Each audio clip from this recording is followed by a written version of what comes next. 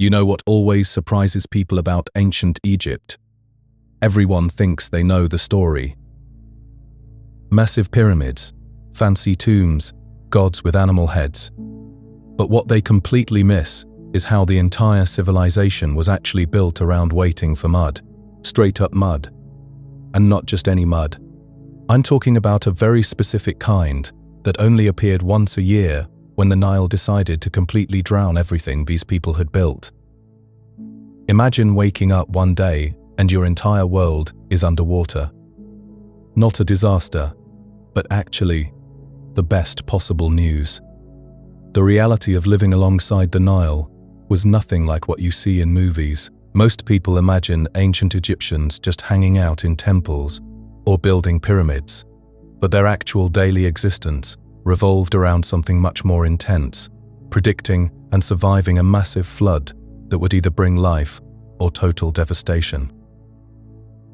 In this video, we'll explore how the Nile's flood shaped every aspect of ancient Egyptian life, from farming to religion to the very structure of their society.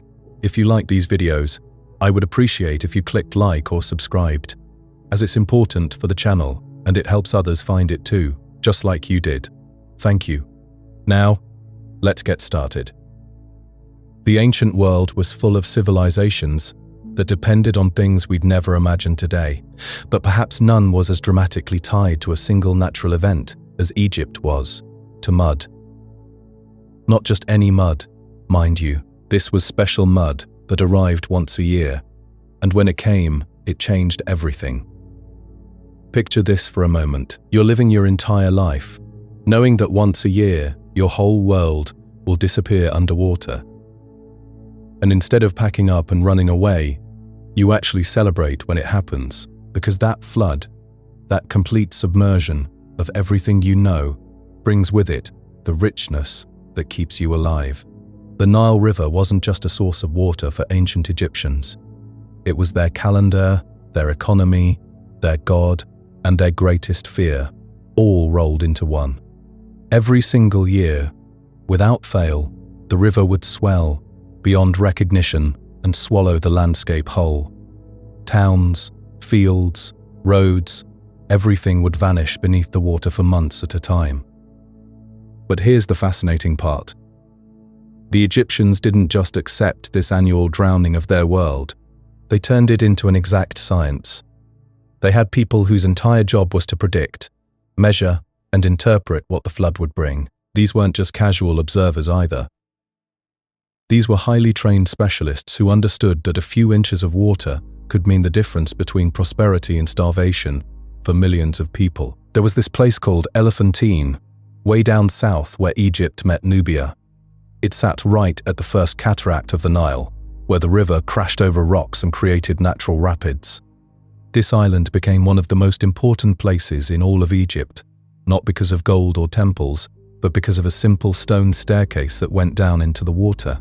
They called it a nilometer, and it was basically an ancient measuring stick. But this wasn't measuring anything ordinary. This device determined the fate of an entire civilization. Every year, priests would gather around this stone gauge, watching the water rise step by step, calculating not just how high it would go, but what that height meant for everyone's future. Imagine the tension in those moments. You're standing there at dawn, watching water slowly creep up stone steps, and you know that each mark the water reaches will ripple outward to affect every single person in the kingdom. Too low, and crops will fail. Too high, and villages will be destroyed. But just right, and it's a year of plenty. The measurements weren't just religious ceremonies either. They were economic reports that went straight to the pharaoh. Based on what those priests observed at places like Elephantine, tax rates would be set for the entire kingdom. If the flood looked promising, taxes could be higher because harvests would be good. If it looked weak, taxes had to be lower because people would struggle to survive. Think about living with that kind of uncertainty every single year. Modern people worry about job security or market fluctuations, but these ancient Egyptians literally watched water levels to know if they'd eat well or go hungry, and they developed this incredible precision around it. They knew exactly which water level meant what outcome. 14 cubits of water meant barely enough irrigation. 16 cubits meant perfect conditions. 18 cubits or more meant disaster, with fields washed away and communities destroyed. These weren't rough estimates either. They could measure to fractions of cubits, and those tiny differences had enormous consequences. The whole thing was deeply spiritual too. The flood wasn't just a natural phenomenon to them. It was the annual return of their god Hapi, the deity of the Nile's inundation. When the waters began to rise, it meant the god was blessing them with another year of life. But gods can be unpredictable, and even benevolent ones can sometimes bring too much of a good thing. What's remarkable is how this shaped absolutely everything about Egyptian society. Their calendar was built around the flood. They had 3 seasons, and they all related to the river. There was the time of inundation when everything was underwater. Then came the time of growing, when the waters receded, and crops could be planted in the rich mud left behind. Finally, there was the time of harvest when they gathered what the flood had made possible. Even their architecture reflected this annual cycle. Houses were built on higher ground or on platforms to stay above the flood. Storage facilities had to be elevated too, because grain needed to stay dry even when everything else was soaked. The whole landscape was designed around the assumption that for several months each year, much of it would be uninhabitable. But perhaps most interesting was how this created a completely different relationship with uncertainty than we have today. Modern people tend to want predictability, stability, things staying the same from year to year. The Egyptians built their entire worldview around embracing dramatic change as not just inevitable, but necessary for survival. They understood that renewal requires disruption, that fertility comes from destruction, that the very thing that could kill you is also the only thing that can truly sustain you. Every year, they had to trust that the chaos of the flood would ultimately give way to abundance. This wisdom extended beyond just agriculture too. Egyptian religion was full of cycles of death and rebirth, destruction and renewal. Their gods died and came back to life. Their pharaohs were believed to become gods after death, only to be reborn in their successors. Even their mythology was built around the idea that endings are just beginnings in disguise. The people who lived through these annual floods weren't helpless victims of nature either. They became incredibly sophisticated at water management, building elaborate systems of canals and basins to control and direct the floodwaters. They learned to work with the river's power rather than against it, channeling its force to serve their needs. And they developed this amazing collective memory about flood patterns. Priests would keep records going back generations, noting which years brought good floods and which brought disasters. They could predict with surprising accuracy what different conditions at different times of year might mean for the eventual flood levels. All of this happened in a world without any of the technology we take for granted. No weather satellites, no computer models, no instant communication, just careful observation, detailed record keeping, and deep knowledge passed down through families of specialists who dedicated their lives to understanding the river's moods. It's humbling to think about, really. These ancient people achieved something we struggle with even today. They built a sustainable civilization that worked in harmony with natural cycles rather than trying to dominate them. They found ways to thrive amid uncertainty, to find security not in controlling their environment, but in understanding and adapting to it. The mud they waited for each year wasn't just dirt. It was life itself, carrying nutrients from deep in Africa down to the Mediterranean. That annual deposit of rich soil made Egypt the breadbasket of the ancient world, feeding not just its own people, but much of the Mediterranean region too. And when we marvel at the pyramids and temples, we're really looking at monuments to mud. All that incredible architecture, all those advances in mathematics and engineering, they were all made possible by people who understood that sometimes you have to let your world flood in order for anything meaningful to grow. Picture yourself standing beside the ancient Nile, watching something that seems almost impossible. The water is climbing, step by step, faster than anyone alive has ever seen. Most years the river takes its time, rising slowly, predictably.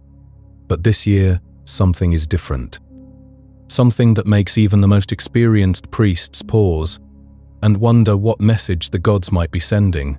In ancient Egypt, measuring the flood wasn't just a job, it was everything. Entire communities would gather around these stone structures called nilometers, waiting to hear their fate for the coming year.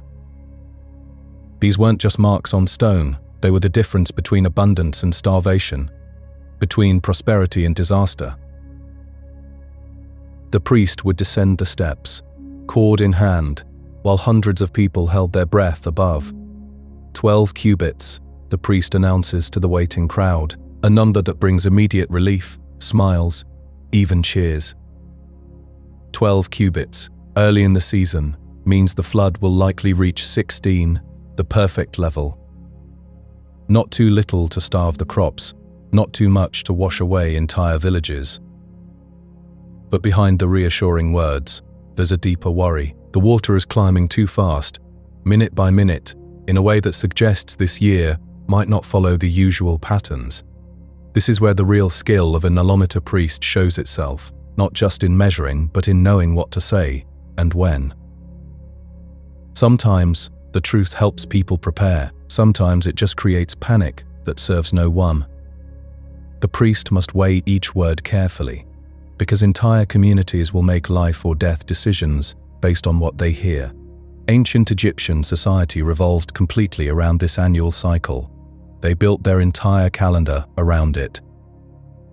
First came Akhet, the time of inundation, when the world transformed into a series of islands connected by narrow pathways. Then Pere, the growing season, when the waters receded and left behind rich black soil.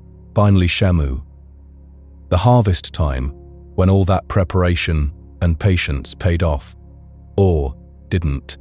During flood season, Egypt became almost unrecognizable. Fields that fed thousands of people would simply vanish underwater. Villages would be cut off from each other for months. People would store up thick, nutritious beer, more like liquid bread really, knowing that fresh food might be impossible to get for weeks at a time. It was a period that required incredible faith and meticulous preparation. The flood brought with it something miraculous though. All that muddy water, racing down from the highlands of Ethiopia, carried countless tons of fertile silt. When the waters finally retreated, they left behind the richest soil on earth. This annual drowning was actually a rebirth, the foundation of one of history's greatest civilizations. Without it, Egypt would have been nothing but endless desert. But floods are unpredictable things. 15 cubits might bring prosperity. 19 cubits could wash away entire settlements. The difference between abundance and catastrophe might be just a few marks on a stone wall.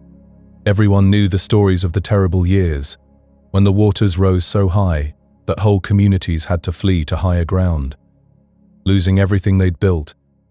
When reports started coming in from upriver, the news wasn't reassuring. Villages near the cataracts were seeing water levels that hadn't been reached in decades. Emergency meetings were called. Officials gathered, trying to make sense of measurements and predictions, knowing that their decisions would affect thousands of lives. The most challenging part wasn't just dealing with the physical flood, but managing the human response to it. When some areas faced disaster, while others enjoyed perfect conditions, Egyptian society had to decide how to share resources, how to care for refugees, how to balance the needs of those blessed with safety against those who had lost everything. There was something profound in those moments of crisis. The nilometer became more than a measuring device. It became a test of the community's character. How do you treat your neighbors when the flood takes their homes? How do you share when you have plenty and others have nothing? How do you maintain hope when the river seems to be following rules no one understands? Even in the face of unusual floods, life had a way of continuing. Children would still play in the shallow floodwaters, laughing despite the danger around them. Markets would spring up on whatever high ground remained. Boats would replace roads as the primary way to get around. People adapted because they had to, because this was Egypt, and the flood came every year whether you were ready or not. The relationship between the measurements and the taxes reveals something fascinating about ancient administration. Pharaoh's tax collectors needed to know what to expect from each region. A perfect flood meant higher taxes because the harvest would be abundant. A disastrous flood meant adjustments, understanding that some areas might produce nothing at all. The Nilometer priest's report would ripple through the entire kingdom's economy. Standing on high ground during flood season, watching familiar landscapes transform into something completely different, must have been both terrifying and magical. Fields disappearing under muddy water, villages becoming islands, the entire rhythm of life shifting to match the river's mood. This cycle had repeated for thousands of years, and yet each time brought its own unique challenges and surprises. The wisdom of the Nilometer priests went far beyond simple measurement. They had to understand not just how to read the water levels, but how to read people, how to prepare communities for both the best and worst possibilities. They carried the weight of entire seasons in their words. The difference between panic and preparation in their tone of voice. Standing there in the growing light, watching the waters spread across what had been farmland just days before, you witnessed something remarkable. Egyptian society has a way of bending without breaking. The wealthy open their doors to those whose homes sit too close to the rising river. Boat owners offer their vessels without being asked.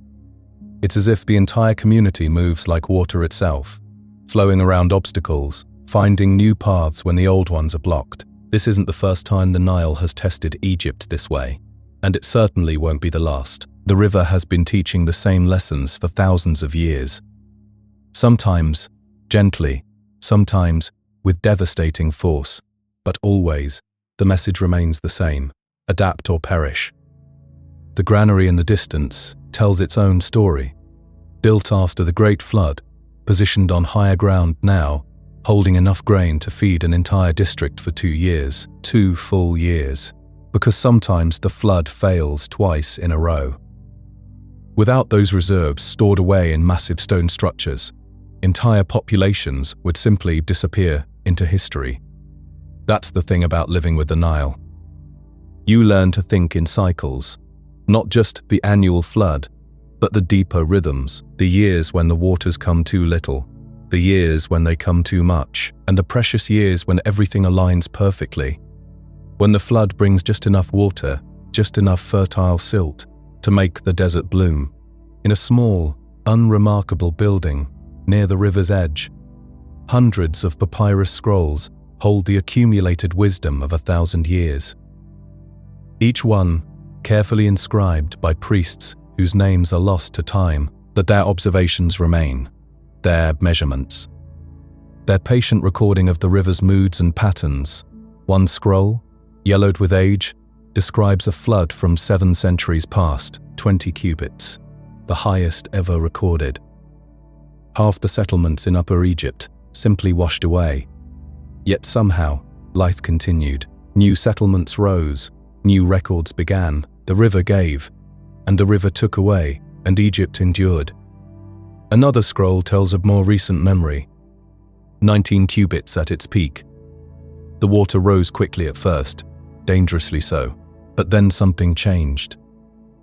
The rise slowed during the middle of the flood season. That small mercy, that brief pause in the river's urgency, made all the difference between survival and catastrophe. Every flood carries its own personality.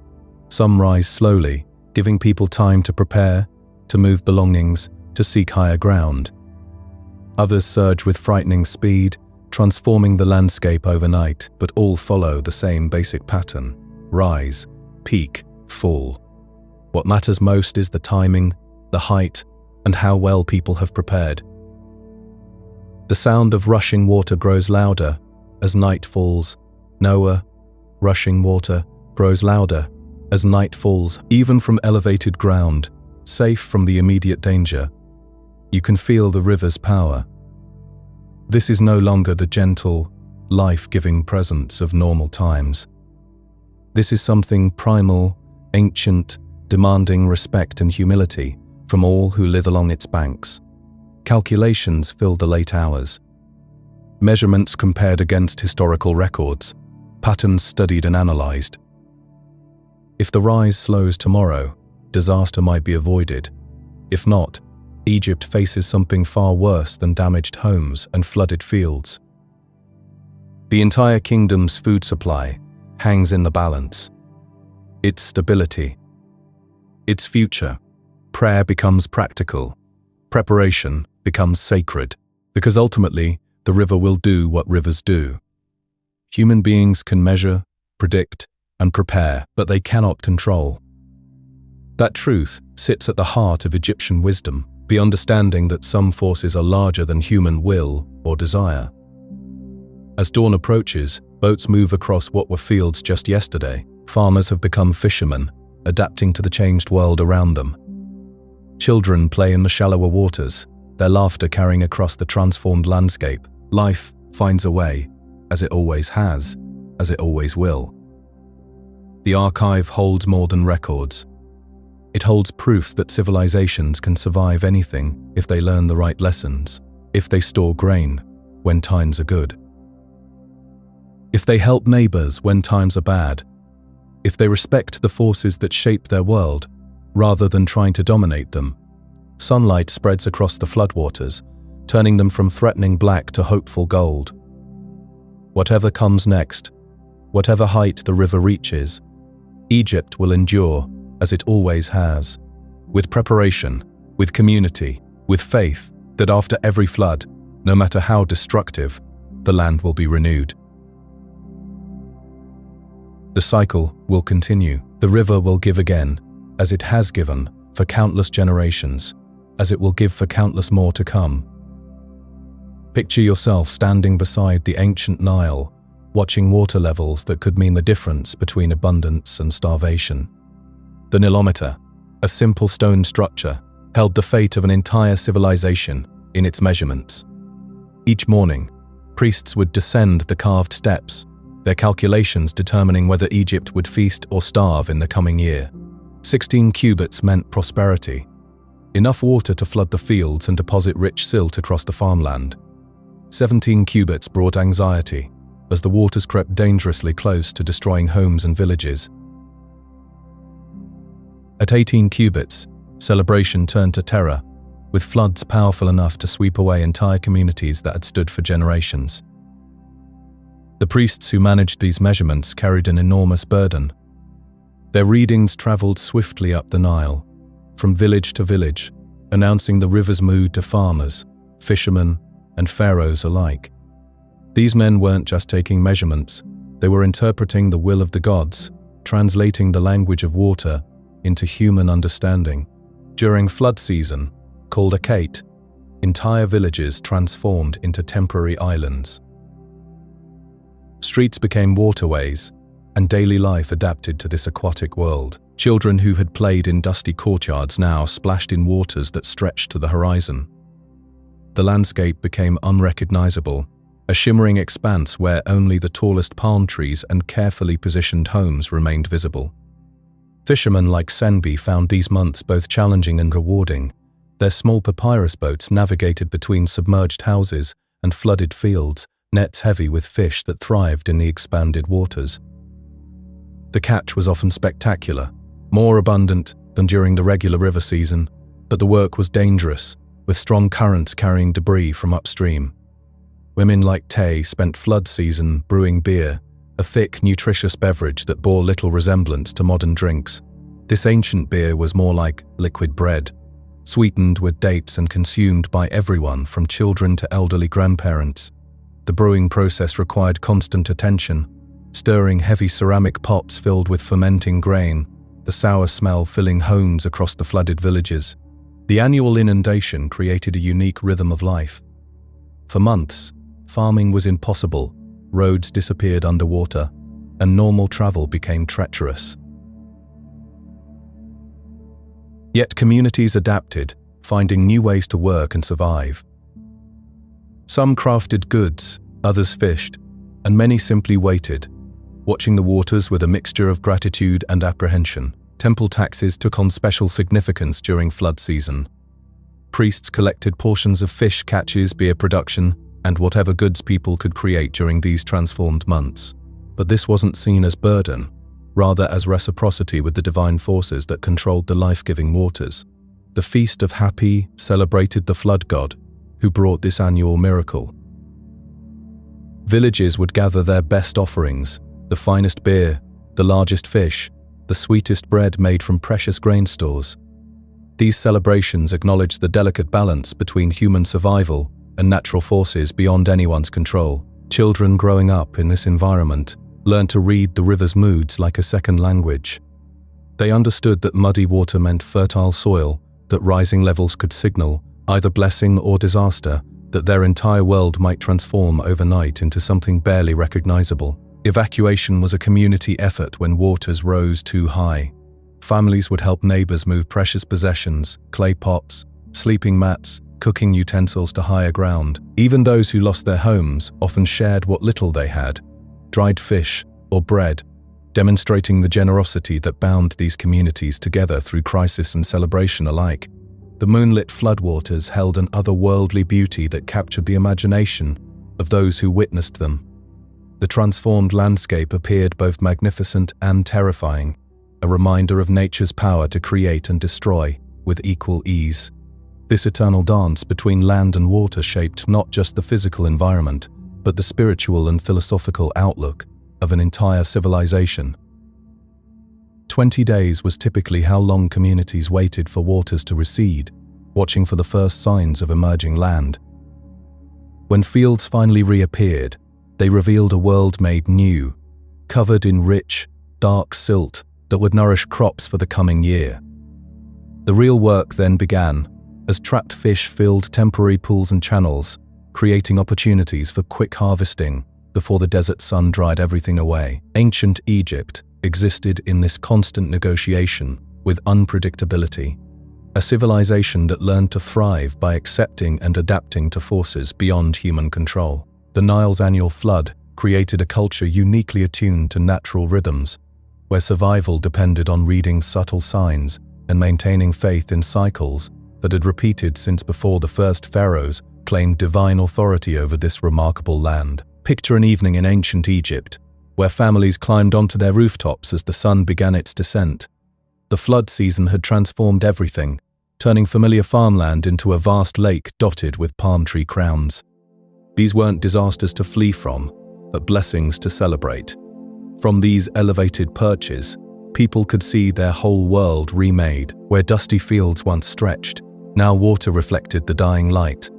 Small boats drifted between what had become islands, carrying fishermen home or neighbors visiting distant friends. It was like living in a different country for months each year. The temple complex rose from the highest ground, surrounded by floodwater like some ancient fortress. When the sun painted the western sky in brilliant reds and golds, fathers would point to the horizon and speak of divine approval. These colors meant the gods were pleased, that the coming harvest would be generous. Children would ask the ritual questions they already knew the answers to. Will the crops be good this year? The reply came with comfortable certainty. The silt would be thick and black, perfect for planting. If the gods remained generous, there would be grain enough to last 2 full years. The flood carried deeper meaning than simple agriculture. It represented the tears of Isis mourning her lost husband Osiris. This wasn't abstract theology to river families, but practical reality. The cycle of apparent death during dry season, followed by resurrection through flooding, mirrored the greatest myths they knew. Their survival depended entirely on understanding these ancient rhythms. As darkness settled, oil lamps flickered to life across the village. Simple clay dishes filled with animal fat, topped with reed wicks that cast dancing shadows. Despite flood isolation, community bonds remained strong. Neighbors called from rooftop to rooftop, sharing news and gentle teasing. Someone might shout about bringing fish to tomorrow's feast. The reply would come back with humor about wives who ate too much before the celebration. Laughter would ripple across the darkening rooftops like waves on water. These evening gatherings belonged uniquely to flood season. During normal times, fieldwork consumed daylight hours completely, but the flood brought different rhythms. Morning fishing, Afternoon craft during the heat, evening socializing under emerging stars. The night sky blazed with brilliance unknown to our artificially lit world. Families eventually descended from rooftops, but some lingered to watch moonlight transform floodwater into silver mirrors. Tomorrow would bring feasting, but the day after held even greater excitement for younger family members. Floating markets replaced impossible village squares during flood season. Boats from different communities gathered at strategic points, creating temporary trading posts on the water. These markets exchanged more than goods. They carried news vital to survival, information about upstream flood levels, political developments in distant capitals, threats from desert nomads, all traveled by word of mouth from village to village. In a world without rapid communication, these floating gatherings formed the nervous system of civilization. Inside mud brick homes, families prepared simple dinners. Bread baked earlier in cooler morning hours, dried fish softened in warm broth, pasta made from ground beans. They ate sitting on woven reed mats, using bread pieces to scoop food. Plates and utensils as we know them didn't exist. After dinner, by flickering oil lamplight, fathers repaired fishing nets while mothers spun flax into thread using drop spindles. Daughters practiced weaving on small looms, learning skills essential to adult life. The evening's rhythm felt timeless, unchanged across centuries. Children would request stories from fathers, known for their memory and dramatic flair. Though unable to read or write, skills reserved for scribes and priests, these storytellers preserved community wisdom through spoken tradition. Their tales made history come alive in intimate spaces.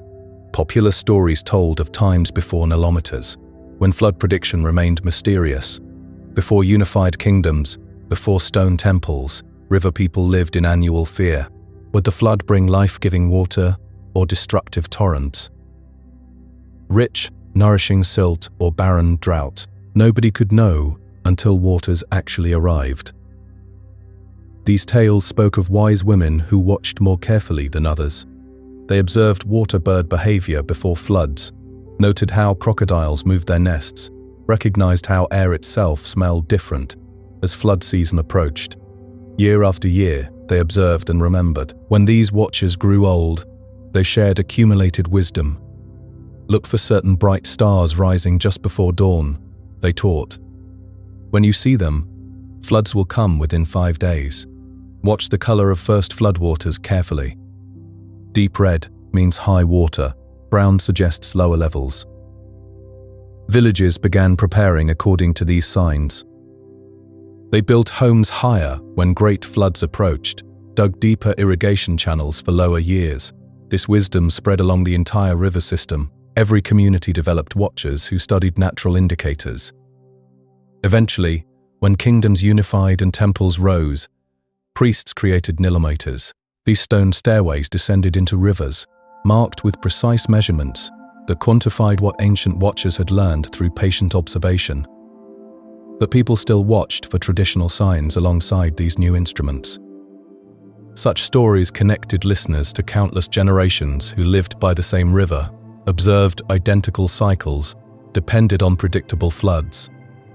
Children would ask if tales were literally true, playing their part in evening rituals. The answer came consistently. All stories contain truth, whether specific individuals existed or not. The wisdom they preserved remained valid across time. As oil lamps burned low, families prepared for sleep. Tomorrow would bring festival celebrations, but tonight belonged to quiet reflection. Outside, floodwater lapped gently against house foundations, carrying the promise of another successful growing season. The ancient rhythms continued. Reliable as sunrise, essential as breath itself. Picture, if you will, a simple stone statue standing in a temple courtyard. Not grand by any means, not made from precious metals or jewels, just carved from local stone by careful hands, painted in bright colors that catch the morning light. This is Happy, the river god, with his blue skin and round belly, crowned with papyrus plants. The ancient Egyptians knew something we sometimes forget, that the most powerful forces in life often appear in the humblest forms. Around this statue, garlands of flowers hang like nature's own jewelry. Offering bowls sit at the god's feet, filled with beer, bread, and fresh fish. The air carries the scent of dates and fermented grain, mixed with the earthy smell of wet mud from the receding flood. 17 cubits, the village headman had announced. A perfect number, meaning abundance without destruction, prosperity without chaos. The flood season, they called it Akhet, was more than just a time of rising waters. It was when normal life stopped, when farmers became temporary fishermen, when boats could cut across flooded fields instead of following the winding river. Trade flourished during these months, because suddenly the world became navigable, in ways that seemed almost magical. Children in ancient Egypt learned early that water could be both friend and enemy. Too little, and crops would fail, stomachs would go empty. Too much, and homes would wash away, lives would be lost. But 17 cubits. That was the sweet spot where the river kissed the land, just right, leaving behind the rich black silt that would grow next season's harvest. The temple wasn't much to look at, really. Stone and mud brick, simple and practical, but it sat on the highest ground in the village, staying dry even when everything else disappeared underwater. There's something beautiful about that, the way communities always seem to build their most sacred spaces on high ground, as if they instinctively knew that hope needed to stay above the floodline. Musicians played on instruments that would sound strange to our modern ears. Reed flutes that sang with the voice of marsh birds, drums made from pottery and animal skin that beat like the heart of the earth itself. The melodies were haunting, ancient, passed down through generations of players who learned by listening, not reading. People wore their finest clothes to these feasts, though fine meant something different then. A simple white linen dress, woven and sewn by hand, was treasure enough. A single strand of blue faience beads, passed down from grandmother to granddaughter, carried more meaning than a jewelry store full of modern ornaments. These weren't just accessories, they were connections to family, to memory, to the continuity of generations. The priests wore leopard skins draped over their white linen robes. Imagine that, actual leopard skins, in a time when such animals still prowled the edges of civilization. The spotted patterns must have seemed like stars fallen to earth, or perhaps like the dappled shadows of papyrus groves where the gods themselves might walk. When darkness fell, families faced choices we rarely think about today. Sleep indoors on reed mats spread over packed earth floors, or climb to the rooftop where the air moved more freely. During the hottest nights, rooftops became bedrooms, and the star-filled sky became the ceiling. There's something almost magical about that, falling asleep while gazing at constellations that have watched over humanity since the beginning of time. Dreams came easily under such skies, dreams of dancing to flute music, of river waters sparkling around bare feet, of blue-skinned gods rising from the depths to offer blessings and warnings. In these dreams, the boundary between human and divine became thin as morning mist, and a child might receive wisdom from the mouth of Happy himself. Dawn arrived with the splash of fishing boats being launched, the calls of early risers preparing for celebration. Beer needed straining through fine cloth, fish needed cleaning, bread needed baking. Nothing was wasted, not even fish entrails, which would become fertilizer for garden plots. This wasn't just efficiency, it was a kind of reverence, a recognition that abundance should never be taken lightly. The procession of boats toward the temple must have been quite a sight. Families loading their contributions, jars of sweet date beer, baskets of cooked fish, loaves of fresh bread, small vessels joining together, becoming a floating parade of gratitude. The temple complex growing larger as they approached, its simple architecture somehow more impressive for its modesty. Social distinctions remained, even during celebration. The village elite sat closest to the statue, ordinary farmers and fishermen further away, but everyone shared in the abundance, everyone participated in the joy. There's a lesson there about how community can acknowledge difference, while still embracing inclusion, how hierarchy and harmony can somehow coexist. Strangers sometimes arrived during these feasts, traders from distant cities like Memphis, bringing news from the wider world. Their larger boats marked them as people of means. Their exotic goods sparked curiosity and desire. They represented connection to places most villagers would never see, cities that existed almost like myths in the minds of rural folk. These traders knew that flood season was perfect for commerce. With farming suspended, people had time for other pursuits. Boats could travel across the floodplain, taking shortcuts impossible when water stayed within its normal channels. The landscape became temporarily transformed, a vast lake where only weeks before there had been fields and pathways. The formal prayers were recited in language that even native speakers found challenging, like modern English speakers trying to follow Shakespeare. But everyone knew when to respond, when to say the traditional phrases that connected them to countless generations who had spoken the same words. Some knowledge lives in the rhythm of repetition, in the comfort of familiar sounds, even when exact meanings blur. Libations were poured, beer flowing onto the ground so that Happy himself might drink. Bread and fish were placed before the statue with careful ceremony, offerings that would later be distributed to the gathered community. This cycle of giving and receiving, of offering to the divine and then sharing with neighbors, created bonds stronger than any law or contract. When formal ceremony ended, real celebration began. Musicians shifted to livelier tunes, children ran and played games in open spaces. Adults danced with genuine joy. The atmosphere carried that special quality of relief and gratitude that comes after a community has survived another cycle of uncertainty, another test of nature's power. The feast foods were special, different from everyday meals. Honey-sweetened bread, fish prepared with precious spices, vegetables from temple gardens that stayed above water during flood time. Beer flowed freely, though it was more nutritious than intoxicating, a source of calories and vitamins rather than mere entertainment. Tomorrow would bring floating markets where traders would display their exotic wares, black coal for lining eyes, beads in colors not found in nature, fabrics woven in distant workshops. For villagers whose world was usually measured in walking distances, these glimpses of wider civilization must have seemed like windows into other worlds, other ways of living. As floodwaters receded, they revealed landscape transformed. What had been vast lake became patchwork of wet, glistening mud. This was the real miracle. Not just the water itself, but what it left behind. The rich black silt that would nurture next season's crops. The ancient Egyptians understood what we sometimes forget, that destruction and creation are often the same process seen from different angles. The ancient Egyptians had a beautiful word for their homeland, Kemet, which simply meant the Black Land. This wasn't about skin color or politics, but about something far more precious, the rich, dark silt that the Nile River left behind after its annual floods.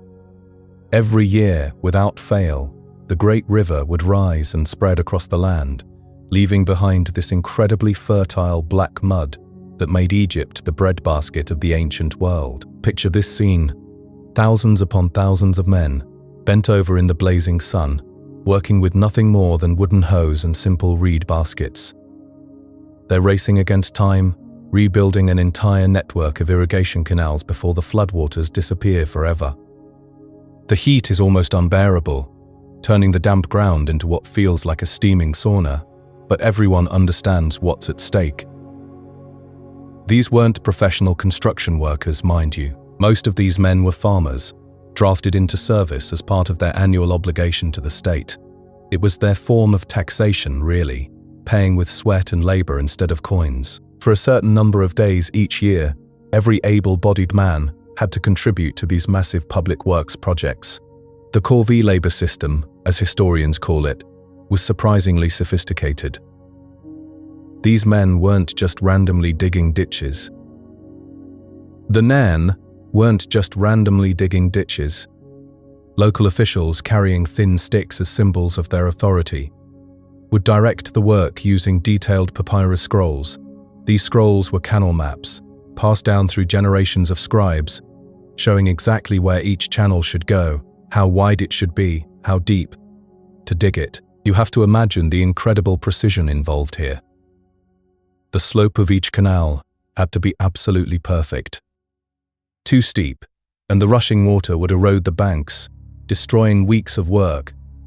Too shallow, and the water would just sit there, stagnating and breeding disease, carrying mosquitoes. The entire system had to work together like a massive puzzle, with main channels feeding into secondary ones, which then fed the tiny field ditches that watered individual farms.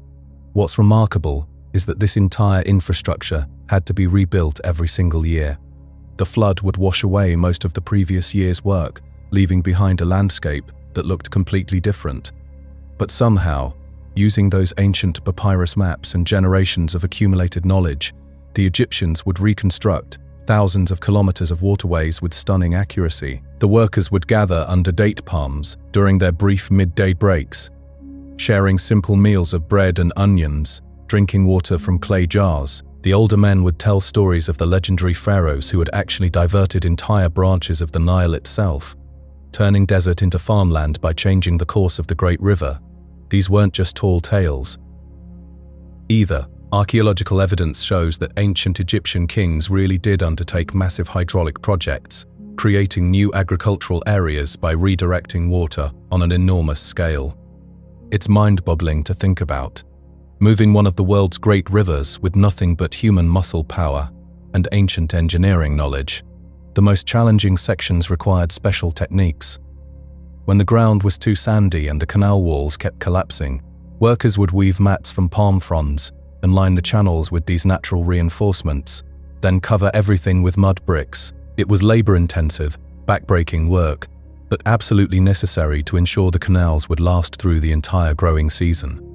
Meanwhile, in the distance, elite teams called the Royal Engineers would be working on the most critical infrastructure. These were the career professionals, not seasonal laborers, and they handled the main arteries that fed entire districts. To become a Royal Engineer, you first had to master the complex art of writing and mathematics as a scribe, then show exceptional talent in hydraulic engineering. The scribes held a special place in Egyptian society, and for good reason. They were the ones who maintained the detailed records that made this entire system possible. Every canal, every measurement, every modification had to be precisely documented and preserved for future generations. Without their meticulous record-keeping, the whole irrigation network would have collapsed into chaos. Villages throughout Egypt would empty out during canal building season, with entire families relocating to higher ground while the men worked on the waterways. When they returned to their permanent homes, they'd find everything changed by the flood. Mud brick houses needed extensive repairs after weeks underwater. Walls had to be patched, floors resurfaced, everything thoroughly dried to prevent mold and decay. The smell of these post-flood villages was distinctive, a mixture of damp earth and the dung fires people used to speed up the drying process. Despite the challenges, there was a sense of renewal and possibility in the air. The flood had brought fresh fertility to the land, and if the canal work went well, it promised another year of abundant harvests. Children grew up understanding this rhythm of destruction and renewal. Boys would join their fathers in canal work as soon as they were old enough, learning the ancient techniques through hands-on experience. They'd discover fascinating tools like the merkit, a sophisticated leveling instrument that Royal Engineers used to ensure perfect water flow over long distances. The three-season cycle governed everything in ancient Egypt. First came Aket, the flood season, when the Nile rose and covered the land. Then Pere, the growing season, when crops were planted and tended. Finally Shemu, the harvest time, when all that careful irrigation work paid off in grain and prosperity. Then the cycle would begin again, as reliable as the sunrise. Village elders carried special responsibilities during these crucial periods, checking on neighbors whose family members were away, making sure widows and elderly people got help with repairs, coordinating with district officials to meet grain production quotas. The pressure was immense, because Egypt's entire economy depended on successful irrigation. District governors faced their own challenges, trying to balance the demands from above for increased agricultural output with the practical limitations of human labor and natural conditions. Every village headman knew that missing deadlines could mean lost growing time, which translated directly into less food and potential hardship. But somehow, year after year, this remarkable system worked. Thousands of communities across Egypt would coordinate their efforts, rebuilding one of history's most sophisticated irrigation networks, using tools and techniques that hadn't changed for centuries. It was a testament to human ingenuity and cooperation, transforming the Nile's annual gift of floodwater into the foundation of one of the world's greatest civilizations. The true marvel wasn't the pyramids or temples that we associate with ancient Egypt today.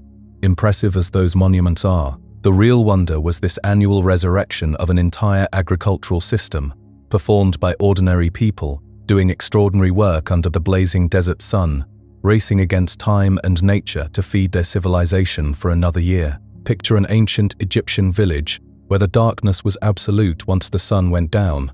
No streetlights, no electric glow, just a gentle flicker of oil lamps, small clay dishes filled with animal fat, a reed wick dancing in the still air. This was the world where families gathered on reed mats, spread across packed earth floors.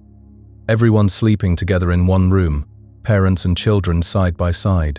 Privacy as we know it today simply didn't exist. Egyptian homes were built for survival, not comfort, usually just 1 or 2 rooms plus a small courtyard where life unfolded under the open sky. These weren't the grand pyramids we see in documentaries, this was real life, ordinary life, where a farmer's aching back told the story of his day. The mind of an ancient farmer never truly rested. Even in the darkness, thoughts swirled like dust in the desert wind. How much seed for planting? Would this year's barley do better than last year's disappointing harvest? Should they plant more flax given what the textile merchants were paying? These calculations determined not just success or failure, but whether a family would eat well or barely survive. In the quiet of night, conversations happened in whispers.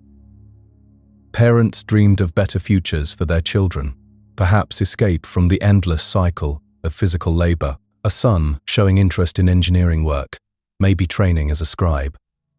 But scribe training cost money, required connections, demanded sacrifices from everyone. One flood at a time, they would say, the way farmers have always thought, taking life in manageable pieces. Dawn came with its own orchestra, voices calling across courtyards, chickens announcing the new day, the warm smell of bread baking in communal ovens. Water was precious, used sparingly for washing, saved carefully for drinking and cooking. Breakfast was simple, bread dipped in bean paste, fuel for another day of labor. The morning assembly was like a daily ritual. Workers gathered, tools in hand, while overseers consulted papyrus scrolls, calling out assignments. North section, South section, East section, each group with its specific purpose. The most critical work always went to the main canal, because if that failed, everything else became useless.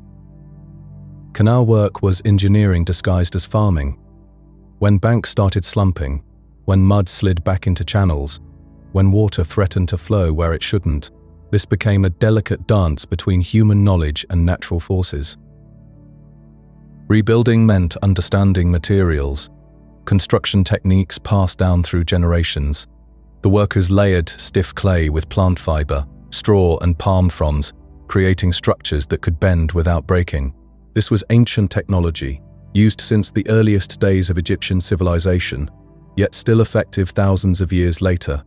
Not so steep, the experienced would tell the eager young workers, because steep banks just slump again when they get wet. Then came moments that changed everything. A scribe arriving at the worksite, identifiable by his clean white kilt, his writing kit with depressions for black and red ink, reed pens tucked behind his ear, accompanied by soldiers with bronze-tipped spears. These visits meant either trouble or opportunity. Royal scribes didn't appear for routine inspections.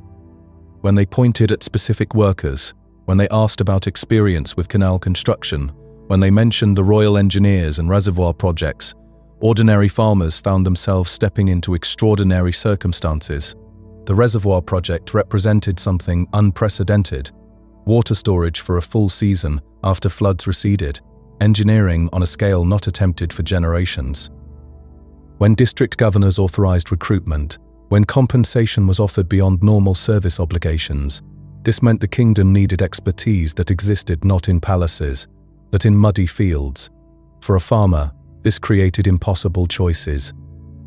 Leave the village perhaps for weeks, abandon fields that needed attention, but gain knowledge from the kingdom's best water engineers. Earn compensation that could transform a family's prosperity. The formal response was always the same: honor to serve the divine pharaoh. But the reality was more complex. Working alongside royal engineers meant entering a different world, where local knowledge met grand ambitions, where generations of practical experience suddenly became valuable to those who planned on papyrus, but had never felt mud between their fingers. These moments remind us that history wasn't made only by pharaohs and priests. Sometimes it was made by farmers who understood soil conditions, who knew what worked and what didn't, who could look at slumping canal banks and know exactly how to fix them. Their expertise, earned through decades of dawn assemblies and aching backs, became the foundation for projects that would outlast dynasties. The ancient world operated on this exchange between knowledge and power, between those who planned and those who understood the land itself. When royal projects needed local wisdom, when grand designs required practical experience, farmers became consultants, laborers became advisors, and the humble became essential. Picture a farmer named Parton Marut, standing in the warm Egyptian sun, watching the world transform around him. He's been chosen for something extraordinary, something that will change how people grow food across the entire region. The pharaoh himself, considered divine by his people, has ordered the construction of a massive reservoir. This isn't just any construction project, mind you. It's designed to extend the growing season, to give farmers more time to coax life from the earth. Now, imagine the fields of a place called Hecuit, where the landscape never stays the same for long. During the flood season called Aket, these fields become vast lakes, completely underwater. Then, as the waters recede, they turn into muddy plains where workers dig canals. But now, during planting time, they've transformed once again into a carefully organized patchwork of dark plots, rich with the black silt that the Nile River has generously deposited. There's something almost magical about this timing, you see. The end of the flood season, Aket, and the beginning of Per, the planting season, represent the most hopeful moment in the entire Egyptian year. After all the destruction that floods can bring, there's renewal. After the chaos comes the promise of new growth. It's life's eternal cycle, playing out right there in the fields, year after year. Standing at the edge of one of these fields is a woman named Kensit. She's 35 years old, and her bare toes curl into soil that's still damp from the floodwaters that recently covered this very spot. Even though she's witnessed this same transformation many times before, it still fills her with quiet wonder. This black, fertile earth, this gift from the Nile, makes everything possible in Egypt. Without it, there would be no civilization, no pyramids, no pharaohs, nothing. Her husband Senbi calls out from across the field, where he's struggling with their wooden plow and a rather uncooperative ox. Unlike the wealthy farmers who own several oxen, Senbi and Kensit have just this one aging animal. They saved for years to buy it. Before that, they pulled the plow themselves, which was back-breaking work that made dealing with even the most stubborn ox seem like a blessing. The ox isn't particularly happy today, and Senbi grunts as he tries to keep the plow's wooden blade cutting a straight line through the soil. But Kensit has a way with animals. She moves to the ox's head, stroking its nose and speaking in those soothing tones that seem to calm even the most agitated creatures. This is their rhythm, developed over 15 years of marriage and farming together. He has the strength for the heavy work. She has the patience for managing animals and children. Their field isn't particularly large, about 1.5 ars, which is the standard Egyptian unit of land measurement. That's roughly equivalent to 1 acre.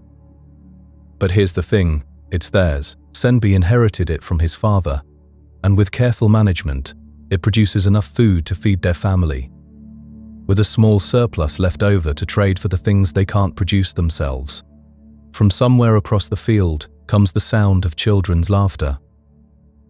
Their three youngest, 2 boys and a girl, are supposed to be clearing debris left by the flood from the edges of the field. But from all the laughter and splashing sounds, Kensit suspects they've found a puddle to play in instead. Children will be children, even in ancient Egypt. Their oldest son, Amenhat, isn't with the younger children though. At 16, he's considered a man now, with adult responsibilities. He's been sent to the village seed storage to collect their planting grain, the barley and emmer wheat that's been carefully preserved from the previous year's harvest. These seeds are incredibly precious. Each spring, the best portion of the harvest gets set aside for next year's planting. It's like investing in the future. Kernel by kernel, the village maintains a communal seed storage, which is quite ingenious really. It's a mud brick structure, with thick walls and a raised floor that keeps the grain dry and safe from rodents. Each family's seed allocation gets recorded by the village scribe and distributed when the fields are ready for planting.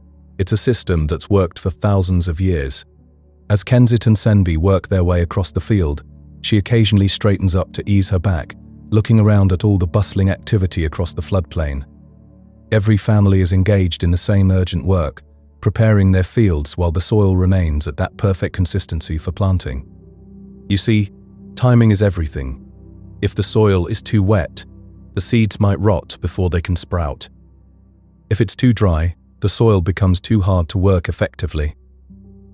Looking over at a neighboring field, Kensit points out to Senbi that a wealthier farmer named Ipuer is directing several servants operating 2 plows. Even more impressive, Ipuer has new plows with bronze tips.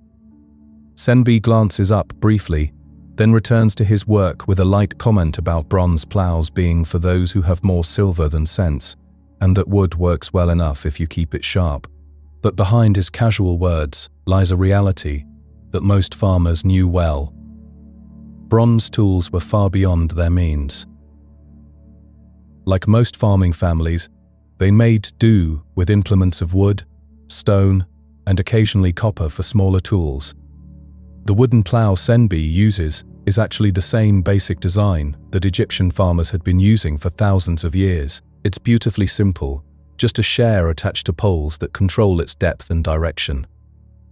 Despite its simplicity, this ancient design is remarkably effective at turning the rich soil to prepare it for seed. The flood has already done most of the hard work, softening the earth and depositing that fresh layer of fertile silt. Unlike farmers in other lands who have to add manure or other fertilizers to their fields, Egyptians receive a free application of nature's best fertilizer every single year, courtesy of the mighty Nile. Suddenly, their youngest daughter, Nefertari, comes running across the field, her dark eyes wide with excitement. Following more slowly behind her is Amenhat, carrying a large basket on his shoulder. But there's also an unexpected visitor, Parton Marat himself, the respected elder who's been recruited to work with the royal engineers on that reservoir project. Senbi stops the plow, giving their ox a well-deserved rest as the visitors approach. Kensit brushes soil from her hands and straightens her simple linen dress, preparing to receive their honored guest. There's a proper way to greet someone of Parton Marat's standing, and Senbi acknowledges this by inclining his head respectfully. The older man smiles, the corners of his eyes crinkling with warmth. He explains that the reservoir work is proceeding, but he's been given 2 days to attend to his own affairs. He saw their son at the seed storage and thought he'd walk with him back to their field. It's been too long, he says, since he inspected the fields in this part of the district. Now, this is what you might call a polite fiction. Everyone in the village knows that Parton Marat is making rounds to share what he's learned from the royal engineers. His knowledge is a gift to the community, more valuable than any physical object he could bring. Amenhat sets down his basket, revealing the golden brown grain inside, their planting seed for this season. Looking at those seeds, Kensit feels that familiar mix of hope and anxiety that comes with every planting season. Those small, Hard kernels represent their entire future. If they sprout and grow well, the family will eat. If they don't, well, that's a thought she pushes away. Then Parton Marit shares something remarkable. The engineers have shown him a new method for preparing seed. They soak it in river water, mixed with natron for one night before planting. They claim this makes the seed sprout more quickly and helps deter pests. Now, natron is a naturally occurring mineral salt that Egyptians collect from dried lake beds. They use it for everything, from preserving mummies to cleaning teeth, but using it to help crops grow. That's a new idea, at least for the farmers of this region. Being practical, as always, Senbi asks the obvious question: does it actually work? Parton Marit replies that the royal fields are showing promising results. Then he does something incredibly generous. He produces a linen pouch from his belt, containing enough natron for their seed if they want to try this new method. This is no small gift. While natron isn't exactly rare, it has to be traded for, and Parton Marit is sharing both knowledge and materials he could have kept for his own fields. It's the kind of generosity that builds communities, that helps knowledge spread from the royal engineers down to individual farming families. Kensit accepts the pouch gratefully and tells her eldest son to find a clean pot for soaking the seed that night. The boy hurries off toward their home, a simple mud brick structure visible in the distance, where the cultivated fields meet the slightly higher ground where the village proper sits. And so, in this moment, we see how knowledge travels, how innovation spreads, how ancient communities share discoveries that could mean the difference between abundance and hunger. It's a reminder that progress often happens through these quiet acts of generosity. One farmer sharing with another, one generation teaching the next, knowledge flowing like the Nile itself across the landscape of human experience. Picture an Egyptian family waking up before dawn, thousands of years ago. The first pale light creeps through small windows, and there's no snoozing allowed. Today is planting day, and that waits for absolutely no one. Senbi stretches his arms, knowing his back will ache by evening. His wife Kensit is already moving, quiet but purposeful, like mothers have been for centuries. Their children rustle on reed mats spread across the earthen floor. Everyone sleeps together in one room, parents and kids, breathing in rhythm through the cool desert nights. They live in a simple rectangle of mud bricks, with a flat roof you could walk on. One main room for everything: cooking, eating, sleeping, a small courtyard where life really happens. By our standards, it might seem cramped and bare, but for Egyptian farmers, this little home holds everything that matters. Quick breakfast means leftover bread, dipped in ground bean paste. Fuel for bodies that will work until the sun gets too brutal to bear. The children wake up hungry, as children always do. Even 8-year-old Jehuti, who asked his father last night why some seeds get planted while others get eaten. His father smiled in the darkness, explaining how they choose seeds from the strongest plants. The ones that grew tallest produced the most grain. These special seeds carry invisible strength only the gods can truly see. It's a beautiful way to think about genetics, isn't it? Ancient wisdom wrapped in divine mystery. The night before, they had prepared those precious seeds in a large pottery vessel. Kensit directed the process while her son Amenemhat helped, always curious about the reasons behind everything. First, Nile water, then natron, that salty mixture that fizzes and dissolves. Finally, the barley seeds, all carefully submerged. Kensit doesn't know about seed coat softening or antifungal properties. She just knows Parton Marit, the government agricultural advisor, says it makes seeds sprout faster. Maybe the natron wakes up the sleeping plant inside each grain. She tells her son, sometimes the simplest explanations hold more poetry than scientific truth. Parton Marit had visited their field the day before, walking the boundaries with Senbi, 2 men examining tiny irrigation channels that would carry water from larger canals to this specific plot. The government was building a new reservoir, changing everything about how they farmed.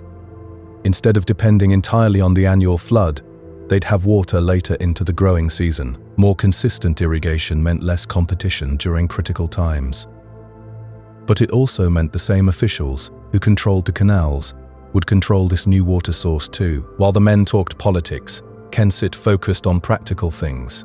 Getting crops planted on time mattered more than water distribution debates. She called her younger children over, showing them how to break up clods of earth with wooden hose, teaching by doing, the way knowledge passed from generation to generation. Their work had rhythm, like music. The steady pace of ox and plow, children clearing debris, Kensit smoothing fresh furrows with her wooden rake, simple tools made from acacia wood, tipped with slightly harder wood for durability.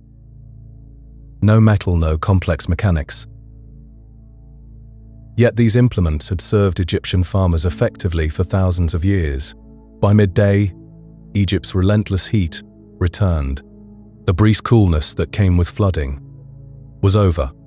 The family retreated to a small shelter at the field's edge, just palm fronds supported by 4 poles. Amin Mit had brought food from the house, bread, dried fish, onions, and precious water in a clay jar. They ate in companionable silence, hungry from morning labor. "Tomorrow we plant the barley," Senbi confirmed when young Jahuti asked. "The wheat waits 2 more days." Staggering planting was smart strategy, spreading both work and risk.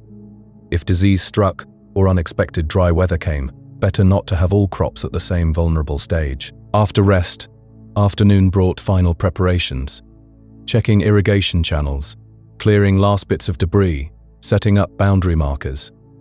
Stone markers engraved with the family's name defined their field's edges. Essential precaution in a land where annual floods erased visible boundaries. As sunset approached, Senbi called an end to the day's work. The family gathered their tools, beginning the walk back to their village. Kensit watched her husband run, practiced hands over the wooden plow, checking for damage that might need repair before tomorrow. Inside their home, preparations for planting continued. The youngest daughter ground grain for evening meal, using a saddle, Kern Cave stone base, smaller grinding stone. Slow, hard work, but essential. Every family ground their own grain daily. Bread was the foundation of every meal. Their house had no kitchen, as we'd recognize it. Cooking happened in the courtyard over open fire, or in a small mud brick oven for bread. The main room held few furnishings. Reed mats for sitting and sleeping, wooden stools, clay storage jars, baskets for clothing and personal items. Yet despite this material simplicity, the home felt alive with purpose and family bonds. Children chatted about their day while helping with evening tasks. Senbi discussed planting strategies with his eldest son, passing on knowledge that came down through generations. As darkness fell, the family gathered for their evening meal. Fresh bread, lentil stew with bits of dried fish, and beer. Egyptian beer was nutritious. Only mildly alcoholic, more liquid food than intoxicant. Even children drank it, watered down. After eating came one more important ritual. Senbi brought out a small wooden figurine from its special niche.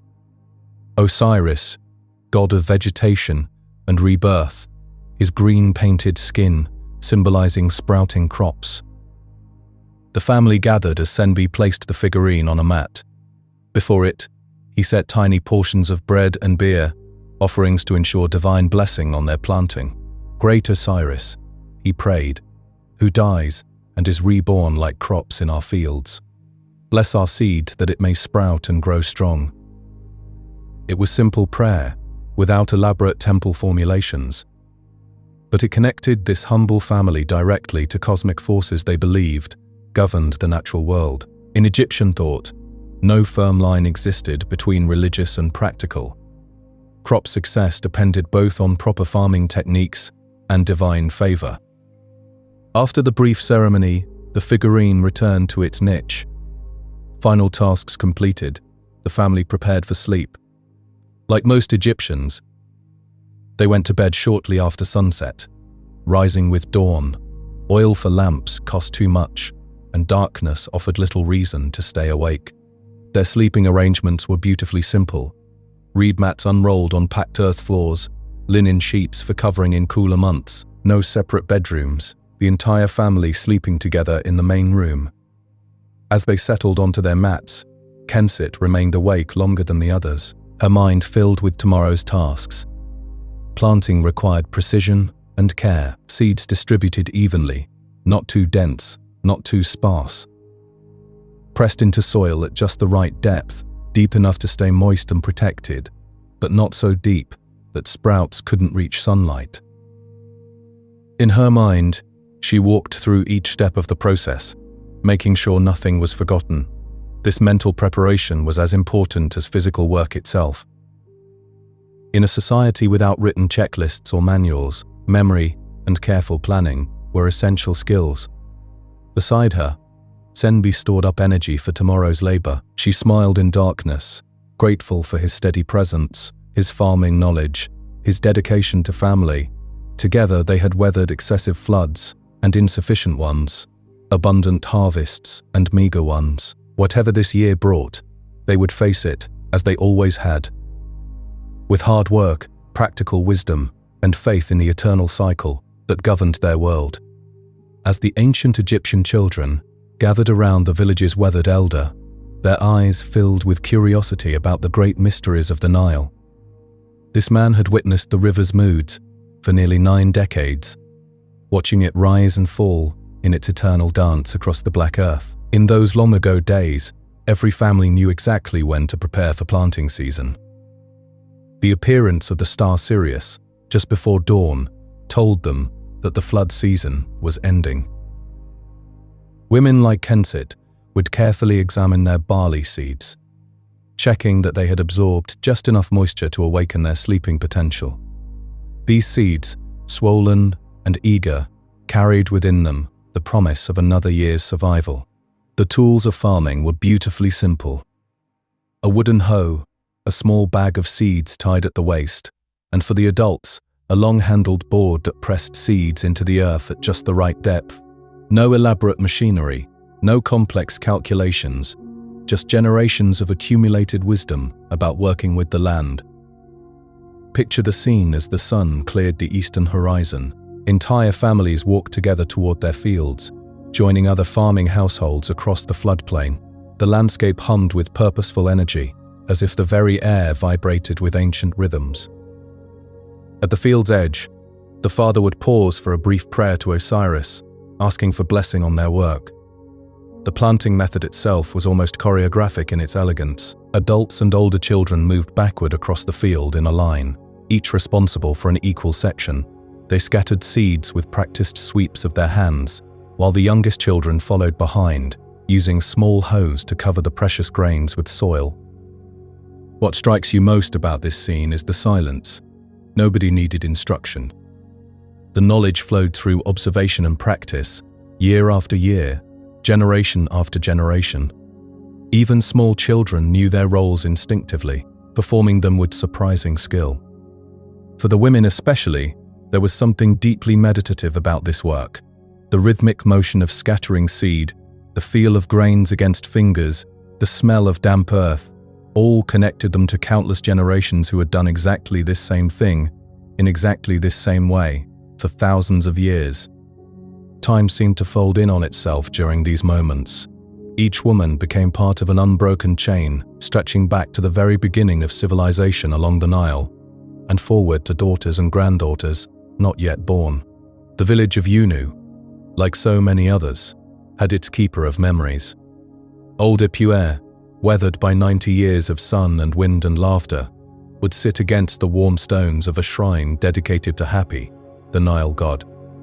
Children would gather around him during the quieter days, after planting, when tender green shoots were just beginning to transform the black earth. This was the season called Pere, the growing time, when planted seeds emerged and reached toward the sun. After Pere would come Shamu, the harvest season. Then Aket would return again, bringing the flood that meant both death and rebirth to the land. Ipuwer had witnessed 82 floods in his lifetime. Each one different, each one the same. The children always wanted to hear about the Great Flood, from the 12th year of Pharaoh, Amenhotep's reign, when water rose so high that boats had to navigate by the tops of palm trees. That flood came faster than anyone expected.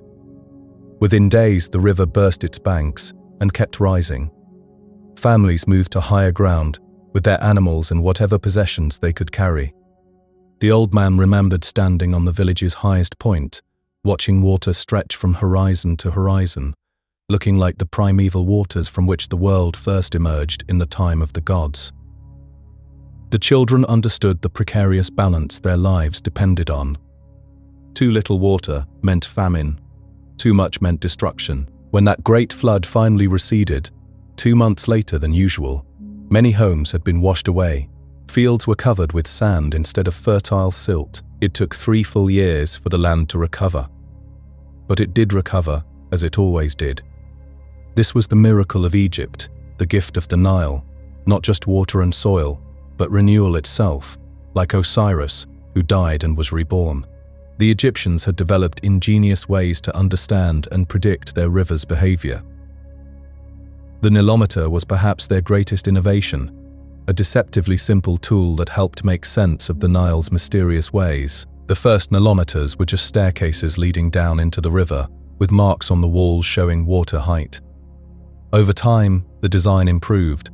Some became wells connected to the river by underground channels. Others were columns standing in the water, marked with cubits and palms for measuring. 1 cubit equaled the distance from a man's elbow to his fingertips, divided into 6 palm widths. The perfect flood measured 16 cubits, less than 12, and famine threatened. More than 18, and destruction came. The priests who tended these instruments developed what seemed like magic, but was really knowledge passed down through generations.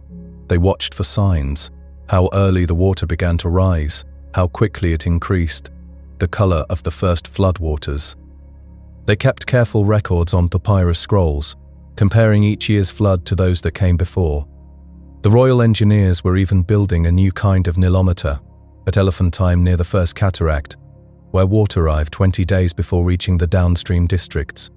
With messengers traveling day and night, people could know what to expect while the flood was still far away.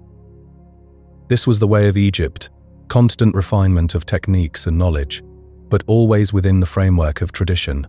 The Nilometer embodied a fundamental truth, that while humans cannot control the flood, cannot command the river to rise exactly 16 cubits, they can understand it, prepare for it, work with it, rather than against it. This wisdom, connected to a deeper Egyptian concept called Math, the proper order of things. Math governed everything from natural cycles to human behavior, from the movement of stars to the administration of justice. The idea was not to fight against the universe's natural order, but to find one's proper place within it. As evening light bathed the fields where green shoots were transforming the landscape, the eternal cycle continued. Flood, planting, growth, harvest, flood again. The people of the Nile had learned to dance with forces greater than themselves, finding security not in controlling nature, but in understanding their role within its grand design. Looking down at the children gathered around him, the old storyteller shifted to find comfort for his aging bones. Their eager faces turned upward, waiting for another tale from the land beside the great river. The ancient rhythm of seasons had woven itself into every Egyptian heart, and Pear, the season of growth, had just begun to unfold across the fertile fields. Small hands shot up as the children competed to share their knowledge. The youngest ones spoke of plants pushing through the dark soil, reaching toward the sun's warmth. Older children talked of weeding, of maintaining the precious channels that brought water to thirsty crops. They knew about watching for insects, about offering prayers to Osiris for abundance in the months ahead. Below them, families moved slowly through the emerging green rows. Every day brought subtle changes, seedlings growing stronger, leaves unfurling toward Ra's golden light. This careful tending reminded everyone of how parents nurture their children, with patience, attention, and endless hope for what might flourish. As one small boy grew drowsy against the storyteller's chest, the old man's voice became softer, more rhythmic. He spoke of Shemu, the harvest season that would follow. Those tender green shoots would eventually turn golden under Egypt's burning sun. Heavy grain heads would bow toward the earth, ready for the curved sickles to begin their ancient work. The old man's weathered hands demonstrated the cutting motion, gathering imaginary stalks into neat bundles. He described the threshing floors where patient oxen would walk endless circles, their hooves separating precious kernels from worthless chaff. Women would toss grain into the afternoon breeze, watching lighter pieces blow away while heavier seeds fell back onto woven mats. Every Egyptian child understood these fundamental processes, whether they lived in bustling cities or worked at crafts far removed from farming. The cycle of planting, tending, and harvesting sustained not just individual families, but the entire civilization that flourished along the Nile's banks. Storage came next. The children chorused together. Into massive granaries the grain would go, carefully divided for different purposes. Some would feed families throughout the coming year. Some would travel to distant markets for trading. The gods required their portion as offerings. The most perfect kernels, chosen with great care, would wait for the next planting season. The storyteller traced a circle in the air with his finger, illustrating how this endless cycle continued, just as it had since Osiris first taught humans the secrets of agriculture in the misty time before memory began. The mention of this beloved god naturally led the children to request more stories about the divine beings who watched over their great river. Hapi, the god of the flood itself, appeared in temple paintings with blue skin and a generous belly full of abundance. The old man patted his own rounded stomach, drawing giggles from his young audience. Osiris connected to the Nile through tragedy and triumph, his body hidden in the river's depths by his jealous brother Set, later discovered and restored by faithful Isis. Death and rebirth flowed together like the river itself. Death and rebirth flowed together like the river itself. The land appeared to die under each year's flood, then returned to life as the waters gradually receded. Some believed the annual inundation came from Isis weeping for her murdered husband. Others saw it as Osiris himself, returning each year to restore fertility to the soil. Perhaps both explanations held truth. The storyteller suggested with twinkling eyes, the gods worked in mysterious ways, beyond complete human understanding.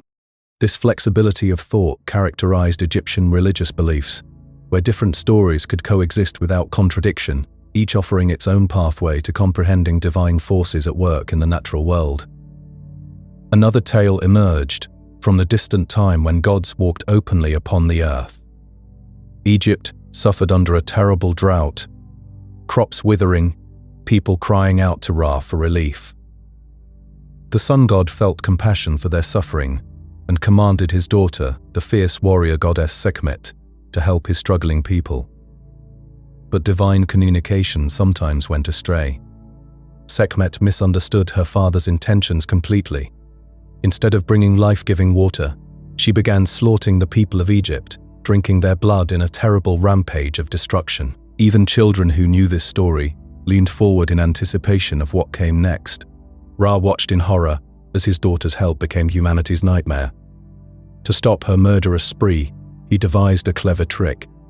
Thousands of jugs filled with beer were dyed deep red to resemble blood, then poured across the fields where Sekhmet prowled.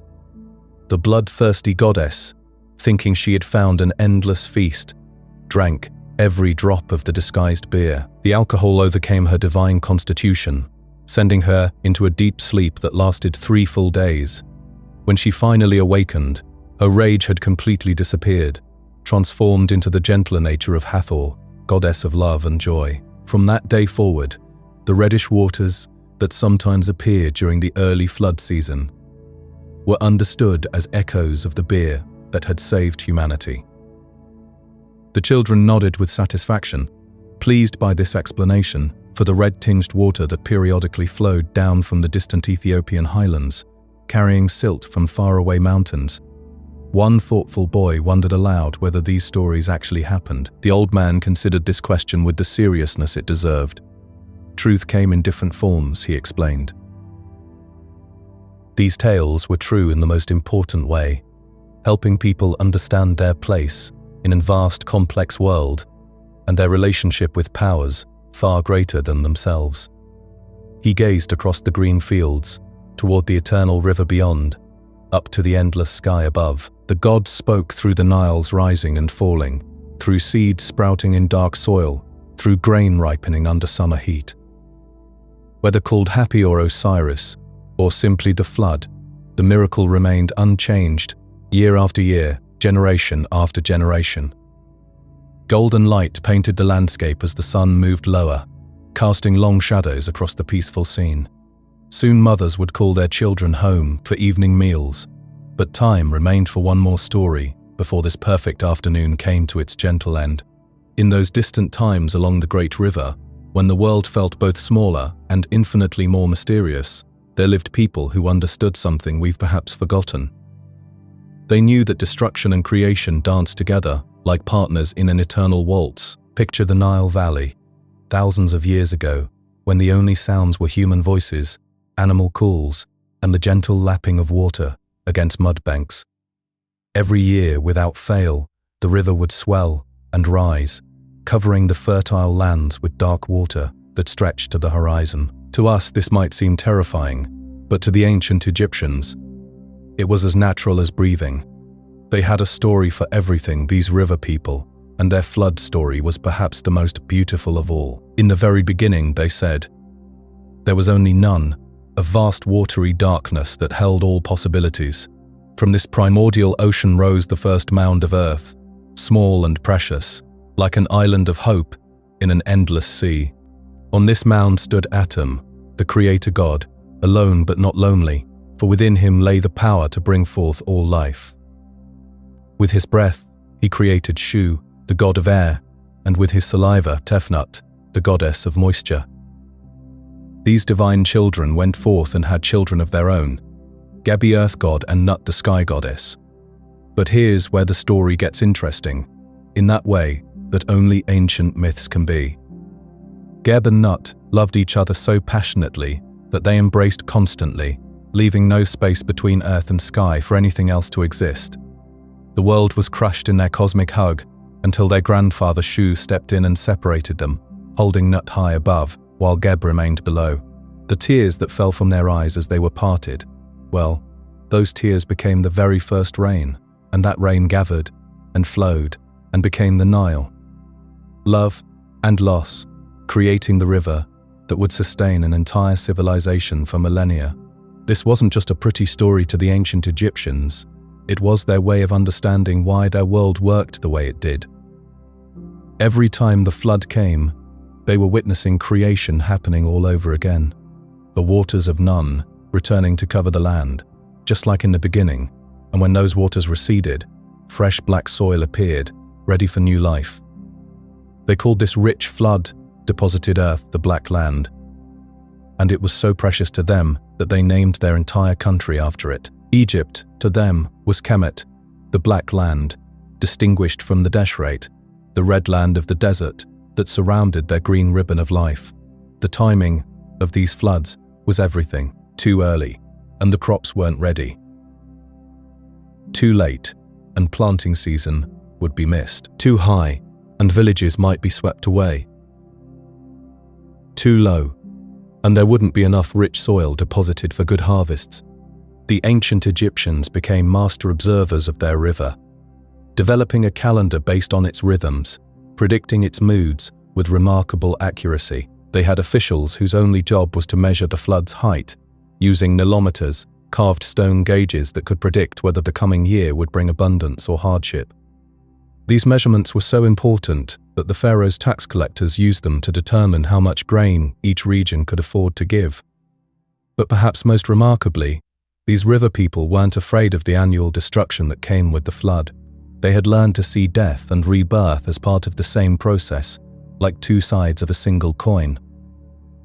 This wisdom shaped everything about their culture, from their elaborate burial practices to their daily acceptance of life's uncertainties. In their mythology, this cycle was embodied by Osiris, the god who died and was reborn, who ruled over both the underworld and the sprouting grain. His story was their story, the eternal promise that what seems like ending is really just transformation. The grain must die in the ground before it can grow into new life, just as the land must die under the flood before it can be renewed. This understanding made the ancient Egyptians remarkably resilient when hard times came, and they did come. Drought years when the flood failed, political upheavals when kingdoms fell, foreign invasions when their world turned upside down.